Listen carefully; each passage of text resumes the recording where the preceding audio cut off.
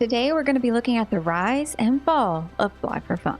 We'll talk about what made this game so special and how it ultimately lost the trust of the players who supported it. I'll be your host Morgan as we navigate our way through the MMO Void. To start our journey, we'll need to travel back to 2002. At this time, a Japanese company known as Gala partnered with the Korean company Aeonsoft in order to create a game that would not only introduce a new feature to MMOs, but they built the entire game around it. This game was originally called Clockworks, but would later become known as FlyFF. Fast forwarding 2 years to 2004, and the game had its official launch in Korea, where it was met with great success. It even won the Game of the Month award. Now that the iron was hot, it was time to expand. Over the next 3 years, they opened servers in China, Taiwan, Thailand, and the United States. Overall, it was off to a great start.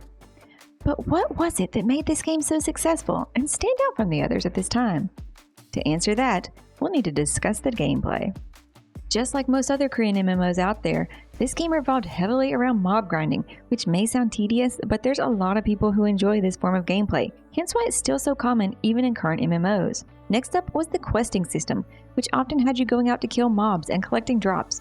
You would then simply need to turn in the drops you collected in order to receive your reward. That was the typical gameplay loop for acquiring EXP, and as you leveled up, you would acquire skill points that you could invest in skills related to your character's job. The game featured a class system where you picked your main class at level 15 and then a subclass at level 60 and 130. Now let's take a second to talk about the PvP of this game, as it was heavily focused around it. So much so that it eventually led to separate worlds being created specifically for it. In an effort to keep things somewhat fair, in order for you to PvP, you had to be above level 15 and within 30 levels of the opposing player. Bear in mind, this game was always pay to win, so maybe it wasn't that fair after all. By version 12, they introduced a Lord system to the game, in which players could be voted as the Lord of their server for 2 weeks. But in order to do so, you had to obtain the status of either Hero or Master first. As the Lord, you could introduce various events on the server. Now by far, the most significant innovation this game brought to the table was the flying system, which paved the way for many of the MMOs you play today. This wasn't some gliding feature or a frustrating form of flying that felt limited, like you might see in other MMOs. This was true flying, where you had full control and no time gate. This game was truly on the rise, one might say.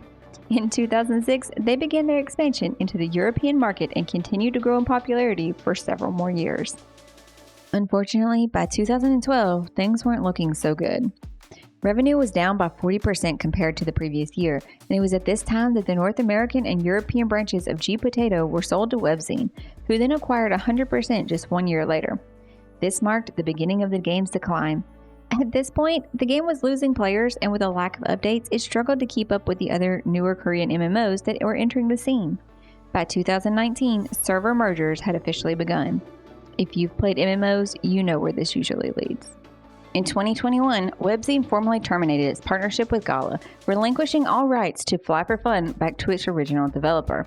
While this might seem like positive news, it took an unexpected turn as the game was handed over to Webzen, an online platform with a pronounced focus on blockchain technology. This decision left the remaining players utterly furious, witnessing their beloved game subjected to such treatment, and their anger was entirely justified. FlyFF had always been notorious for its pay-to-win model, but this marked a new low in its history. Inevitably, this led to the conclusion of the original FlyFF as it gradually faded away. However, there's a silver lining in this story, as Gala still had one more ace up their sleeve. They soon unveiled FlyFF Universe, a nostalgic tribute to the original game, accessible on all platforms and browser-based.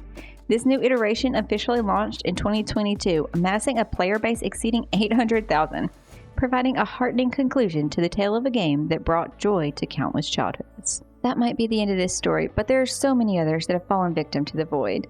Let us know in the comments which MMO you'd like to see us talk about next. And if you haven't hit the subscribe button yet, make sure you click it so you stay up to date with all of our latest releases. Thanks for watching, and we'll see you in the next one.